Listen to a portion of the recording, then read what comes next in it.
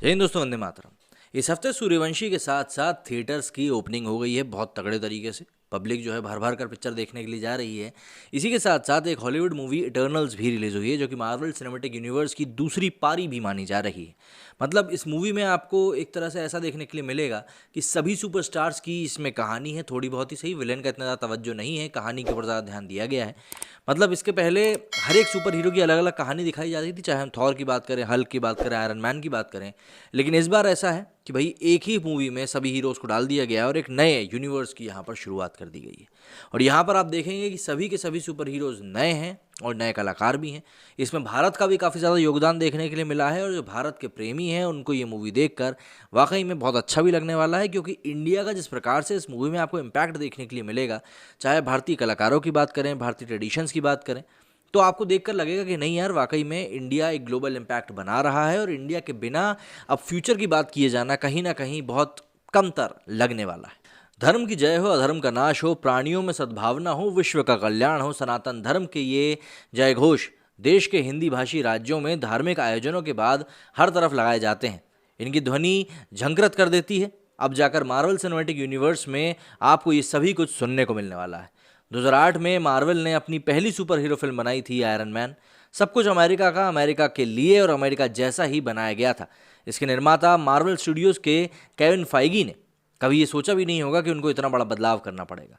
और सबसे बड़ी बात तो यह है कि किसने सोचा होगा कि अपनी 25वीं फिल्म तक आते आते मार्वल को अपनी कहानियों को विश्वव्यापी स्तर के लिए अपना एक सुपर हीरो भारतीय पृष्ठभूमि से भी लेना होगा।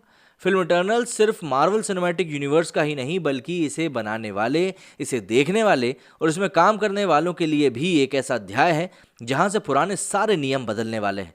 अब ये यूनिवर्स उनको ध्यान में रखकर आगे बढ़ने वाला है, जो मौजूदा समय में टीनेजर्स हैं।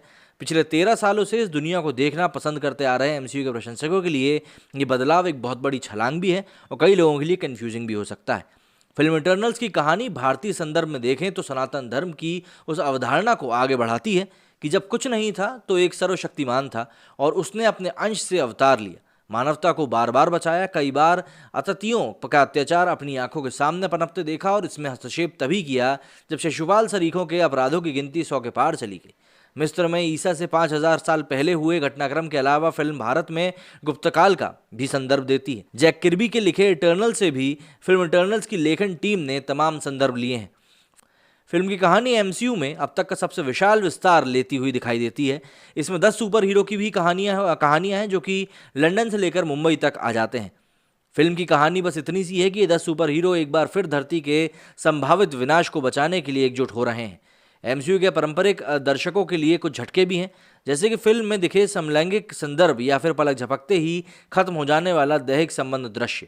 जाहिर सी बात है, फिल्म इटर्नल्स कई मायनों में भविष्य की कहानी है। ये मार्वल सिनेमैटिक यूनिवर्स के आगे की कहानी है। मतलब फिल्मों का पूर्वलोकन सरीखी है, यानी कि कर्स्टन रेंजर। इसे देखना वैसे ही एहसास है जिसमें सब कुछ साफ दिखाई भी नहीं देता, लेकिन सब कुछ आने वाला भी रहता है। मतलब सामने आने वाले विहंगम दृश्यों, विहंगम दिनों की झलकियां इसमें आपको दिखाई देंगी। निर्देशक क्लोए जाओ की प्रसिद्धि उनकी मानवीय संवेदनाओं वाली कलात्मक फिल्मों को लेकर रही है। नोमैडलैंड में मिले ऑस्कर ने उनके कद को फिल्म इटर्नल्स के बनने और रिलीज होने के बीच की इतना बढ़ा दिया है कि इस फिल्म को लोग एमसीयू की फिल्म की तरह कम और एक ऑस्कर विजेता निर्देशक की फिल्म के तौर पर ज़्यादा देख रहे हैं। सूर्योदय या फिर सूर्यास्त के समय शूटिंग करने की अपनी थाती वो अपनी इस फिल्म में भी लेकर आई हैं, लेकिन उनके सामने इस बार चुनौती काफ़ी बड़ी रही है। एमसीयू के पहले से प्रचलित सुपर हीरो के साथ फिल्म बनाना और एक साथ 10 नए सुपर हीरोज़, मतलब कुछ ऐसा है जैसे तुम बिन वाले दर्शक अनुभव सिन्हा को शाहरुख खान की रावण निर्देशित करने का मौका दे रहे हो। शाहरुख खान ऋतिक रोशन की शख्सियतों के हिसाब से अपना किरदार किंगो गढ़ने वाले कुमैल नजरियानी फिल्म इटर्नल्स में नंबर 1 रहे हैं। दर्शकों का मनोरंजन करने से ज़्यादा आने वाली फिल्मों के प्लेटफॉर्म तैयार करने वाली फिल्म इटर्नल्स में कुमैल और हरीश पटेल की जोड़ी जब भी पर्दे पर आती है, दर्शकों के चेहरे पर एक मुस्कान ले आती है। ऑब्वियसली बात है, रिचर्ड मैडन की शोहरत गेम्स ऑफ थ्रोन्स से दुनिया भर में हुई थी। वेब सीरीज या फिर टेलीविजन धारावाहिकों से निकले कलाकार बड़े कैनवास पर अपना वैसे ही असर क्यों नहीं छोड़ पाते, ये सोचने वाली बात है। रिचर्ड मैडन भी इसी एक चीज़ का एक नया विषय बन गए हैं। एमसीयू में वापसी करने वाली जेमा चैन ने ज़रूर अपनी जिम्मेदारी को पूरी शिद्दत से निभाया है। उनका आभामंडल उनके किरदार का अनुरूप ही है। हाँ, सलमा हायक और एंजेलिना जोली के प्रशंसकों को ज़रूर फिल्म इटर्नल्स में उनके किरदारों की अवधि देखकर ज़रूर निराशा हो सकती है। फिल्म इटर्नल्स का सबसे मजबूत पहलू यह है कि फिल्म आखिरी तक आपको बोर नहीं करती। ये इसके बावजूद कि फिल्म में खलनायक की समस्या काफ़ी गंभीर है।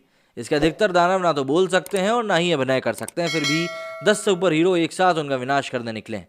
अच्छाई और बुराई की इस जंग में फिल्म को इसके बैकग्राउंड म्यूजिक और स्पेशल इफेक्ट से भी काफ़ी मदद मिली है। बेन डेविस की सिनेमेटोग्राफी लाजवाब है और पुरस्कारों की हकदार भी है। एवेंजर्स एंड गेम के बाद मार्वल सिनेमैटिक यूनिवर्स की ये दूसरी सबसे लंबी अवधि की फिल्म है। मतलब करीब 156 मिनट तक फिल्म में कुछ ना कुछ ऐसा होता रहता है कि दर्शक अपना ध्यान पर्दे पर बनाए रखते हैं और फिल्म का असली सरप्राइज उनके एंड क्रेडिट सीन्स में ही मिलता है, जो कि हमेशा से हम लोग मार्वल्स में देखते हुए अभी आ रहे हैं। ऑब्वियस सी बात है, इस मूवी का इंतजार कई लोगों का था और जो इंतजार था वो खत्म हो गया है।